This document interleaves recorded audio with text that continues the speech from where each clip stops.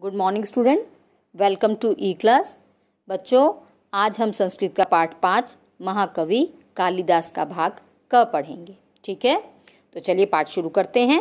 महाकवि कालिदास संस्कृत साहित्यस्य जग प्रसिद्ध कवि आसीत्। महाकवि कालिदास संस्कृत साहित्य के विश्व प्रसिद्ध कवि थे। इंग्लैंड देशवासिना तुम तम शेक्सपियर नाम संबोधितन्ति। इंग्लैंड देश के वासी या लोग तो उन्हें शेक्सपियर के नाम से संबोधित करते थे।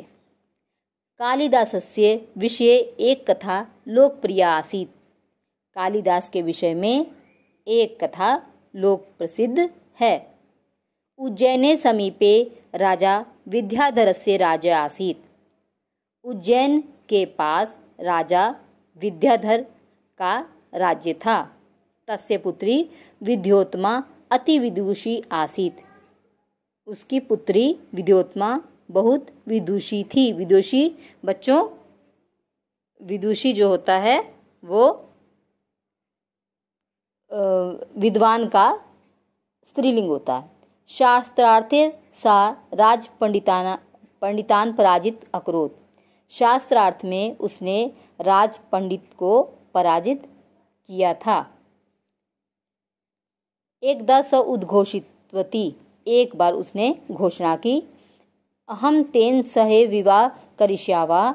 मैं उसके साथ विवाह करूंगी। या माम शास्त्रार्थे पराजितुम कर्तुम शक्यते। जो मुझे शास्त्रार्थ में पराजित कर सकेगा। सर्वे पंडिता ईर्ष्या अचिंत्यत। सभी पंडितों ने ईर्ष्यावश सोचा, अस्य विवाह तु मूर्खेण स करिष्यामा। इसका विवाह तो मूर्ख के साथ करवाएंगे। मार्गे गच्छन् पंडितः एकः युवकः अपश्यन्। रास्ते में जाते हुए पंडितों ने एक युवक को देखा। स मूर्त्या यस्मिन् शाखोपरि उपविष्टा आसीत् तामेव शाखा कुण्ठारेण कर्तन मग्न आसीत्।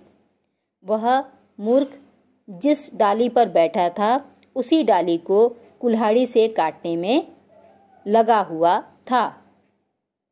एतद् दृष्ट्वा पंडितः तं वदन्। यह देखकर पंडितों ने उससे कहा,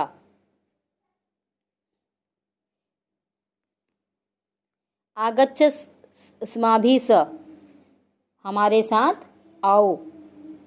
वयं राजकुमार्या स त्वं विवाह करिष्यावा। हम तुम्हारा राजकुमारी के साथ विवाह करवाएंगे।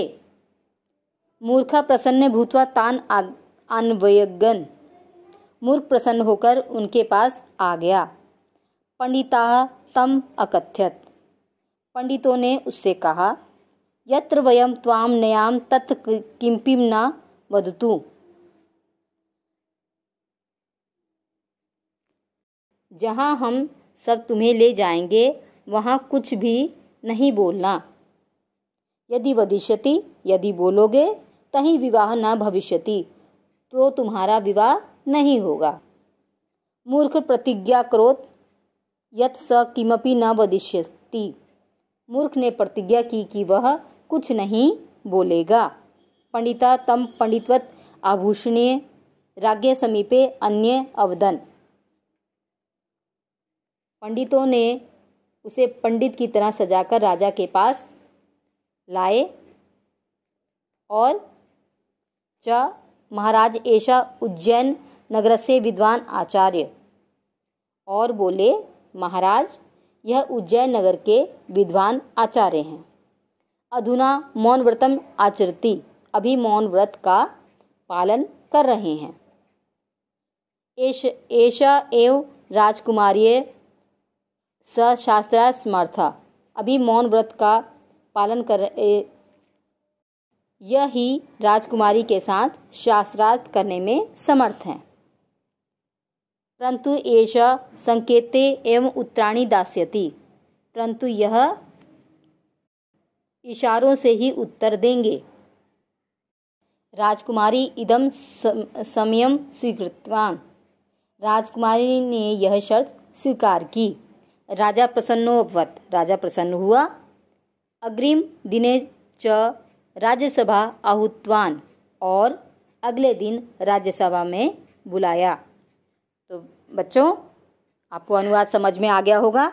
आप ये सारा अनुवाद जो है कॉपी में करेंगे। ठीक है, ओके, थैंक यू।